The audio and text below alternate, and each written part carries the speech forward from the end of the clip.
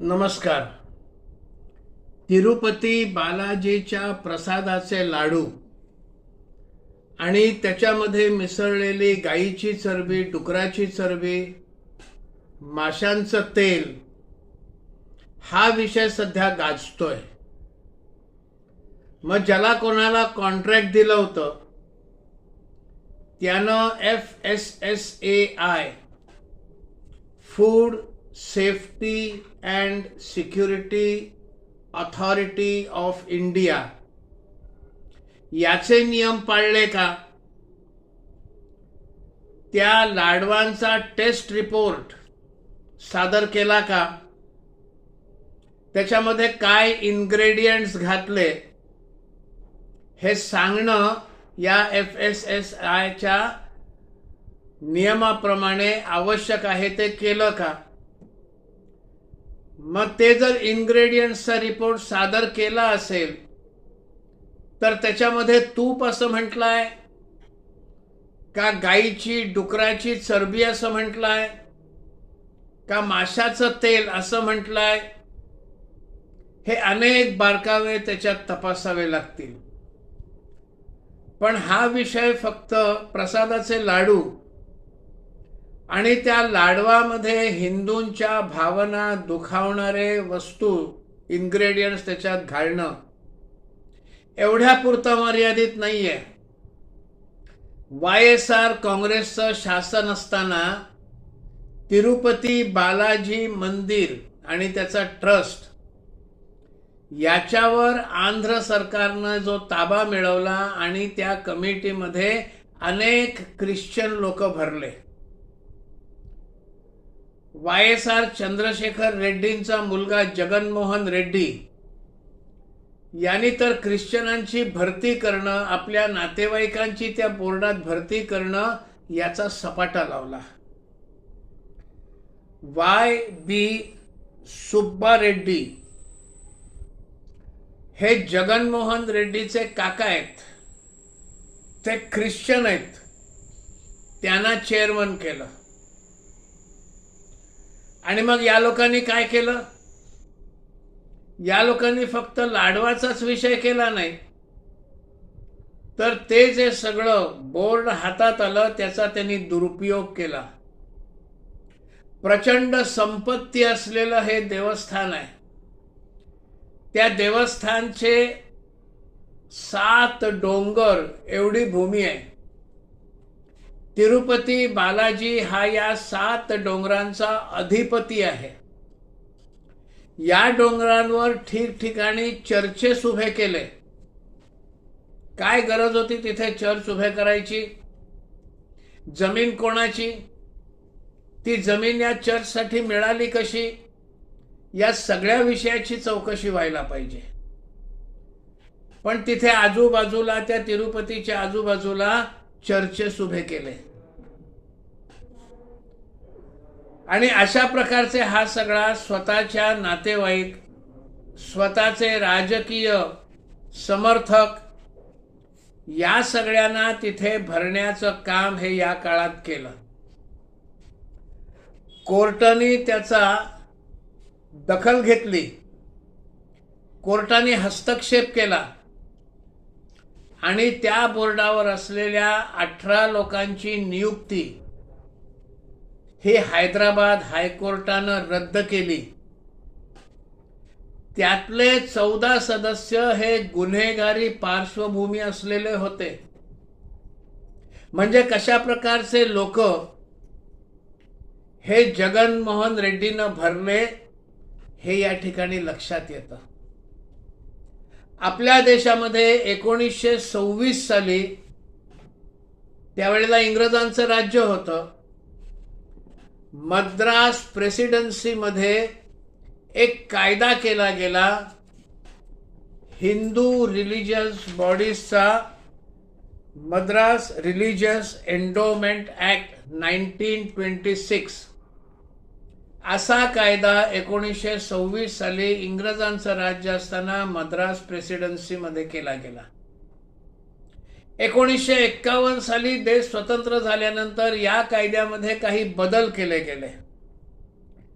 हे जे बदल केले गेले हे राज्यघटनेच्या चौकटीत न बसणारे बदल होते आणि त्यामुळे कोर्टानं तिथेही हस्तक्षेप केला, कोर्टाला हस्तक्षेप करावा लागला आणि त्यातले 20 कलम ही कोर्टानं रद्द केली. त्यातूनच लक्षात येईल हे कसं संविधानाच्या चौकटीच्या बाहेरचा कायदा केला. या कायद्याप्रमाणे हिंदूंची धर्मस्थानं, हिंदूंची मंदिरं, देवस्थानं हे अधिग्रहण करण्याचा अधिकार हा शासनाला मिळाला. त्यामुळे मग हा पैसा हा जनतेच्या उपयोगासाठी वापरू असं म्हणत हा सगळा पैसा सरकारनं हातात घेतला. सरकारच्या मर्जीप्रमाणे ज्या वेळेला ज्या पक्षाचं सरकार असेल त्या पक्षाच्या मर्जीप्रमाणे त्या त्या मंदिराच्या मॅनेजिंग कमिटीमध्ये, ट्रस्टच्या मॅनेजिंग कमिटीमध्ये आपले आपले लोक सोयीस्कररित्या भरले. हा मद्रासचा जो ऍक्ट आहे तशा प्रकारचे कायदे जवळपास सगळ्या राज्यांनी नंतर भारतात केले आणि मंदिरांचं अधिग्रहण सुरू केलं. सांगताना असं सांगितलं की या मंदिराच्या पैशाचा अपव्यय होतो, तिथे घोटाळे होतात, भ्रष्टाचार होतो असं सांगून त्याचं अधिग्रहण केलं. खरं म्हणजे त्यासाठी अधिग्रहण करण्याची काही आवश्यकताच नव्हती. आपल्याकडे सगळीकडे प्रत्येक राज्यात चॅरिटी कमिशनर आहेत. एखादी चॅरिटेबल इन्स्टिट्यूशन, धर्मादाय संस्था, त्याचे हिशोब तपासण्याचे अधिकार चॅरिटी कमिशनरला आहेत. इन्कम टॅक्स डिपार्टमेंटने किती त्याच्यामध्ये मिळकत झाली त्याच्यावर टॅक्स किती लावायचा असे इन्कम टॅक्सचे कायदे आहेत. मग त्याच कायद्यांचा उपयोग करून या धर्मादाय संस्थांमध्ये जर पैशाचा अपव्यय होत असेल, घोटाळे होत असतील, भ्रष्टाचार होत असेल तर कायदे आहेत.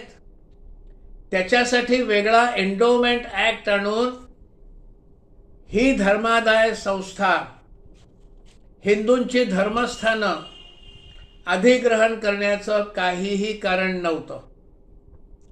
भ्रष्टाचार रोखण्यासाठी म्हणून हे केलं असं सांगितलं गेलं. पण आज असं दिसतं की अनेक मंदिरांच्या ज्या सरकारी कमिटी आहेत तिथे मोठ्या प्रमाणावर भ्रष्टाचार होताना आपल्याला दिसतो. शिर्डी संस्थांच्या तक्रारी आलेल्या आहेत. फार दूर जायला नको, मुंबईतलं सिद्धिविनायक मंदिर, त्या ठिकाणी तुपाचा घोटाळा झाल्याचं देखील समोर आलेलं आहे आणि हे नाव कोणी केलं हे सर्वश्रुत आहे. सगळीकडे वैनी मंडळींना पैठणी वाटणारे लाडके भाऊजी, त्यांच्यावर आरोप आहे आणि त्यांना नेमलं कोणी तर ते ज्या पक्षाशी आपली बांधिलकी सांगतात त्या शिवसेनेचं राज्य या महाराष्ट्र राज्यात असताना. त्यामुळे मग भ्रष्टाचार होऊ नये म्हणून जो कायदा केला त्या कायद्याप्रमाणे ज्या नियुक्त्या होत आहेत त्याच्यामध्ये अनेक ठिकाणी भ्रष्टाचार होतातच आहेत. मुळामध्ये धार्मिक स्थानं आणि त्याचं व्यवस्थापन हे सरकारचं कामच नाही. त्याचे वेगळे वेगळे ट्रस्ट आहेत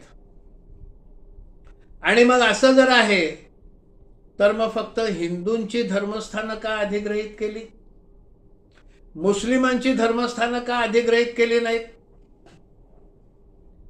अजमेरचा दर्गा का नाही अधिग्रहण केलं, मुंबईचं हाजी अली का नाही अधिग्रहण केलं, मुंबईची प्रसिद्ध माउंट मेरी त्याचं का नाही अधिग्रहण केलं. हे प्रश्न अनुत्तरित आहेत. म्हणजे यातला दुटप्पीपणा बघा, यातला विरोधाभास बघा. हिंदूंची धर्मस्थानं, धर्मस्थळं, मंदिरं अधिग्रहित करायची, ती सरकारच्या ताब्यात घ्यायची आणि त्याच वेळेला सरकारी संपत्ती मात्र वक्फ बोर्डाच्या घशात घालायची. म्हणजे इकडे एक न्याय तिकडे दुसरा न्याय. आता वक्फ बोर्डाचा देखील विषय आलेला आहे, संसदेमध्ये आलेला आहे. जेपीसीनी त्याच्यावर लोकांची मतं मागितलेली आहेत. लवकरच संसदेमध्ये त्या संबंधीचा प्रस्ताव येईल अशी आता शक्यता आहे. त्यामुळे कोर्टाच्या आदेशाप्रमाणे जसं राम जन्मभूमी तीर्थस्थान या नावाचा एक ट्रस्ट केला, तसंच त्या त्या राज्यांच्या सरकारांनी जिथे जिथे मंदिरं अधिग्रहित केलेली आहेत तिथे एक ट्रस्ट स्थापन करावा, त्या ट्रस्टच्या हातात सगळा कारभार द्यावा आणि सरकारी हस्तक्षेप बंद करावा. दोन वेगवेगळ्या समाजाला वेगळे वेगळे न्याय नाही असू शकत. समान न्याय हा सगळ्यांना पाहिजे. सेक्युलर देश आहे असं पण म्हणतो. मग सेक्युलर देशामध्ये जाती धर्माच्या आधारावर वेगळे वेगळे न्याय असणं योग्य नाही. या निमित्ताने हा विषय आलाय. हा फक्त त्या लाडवामधली गायीची चरबी एवढाच विषय नाही, तर हिंदू मंदिरं, हिंदू धर्मस्थानं याचं सरकारने अधिग्रहण करू नये असं सांगण्याचा हा विषय आणि अशी मागणी करण्याची आता ही वेळ आलेली आहे.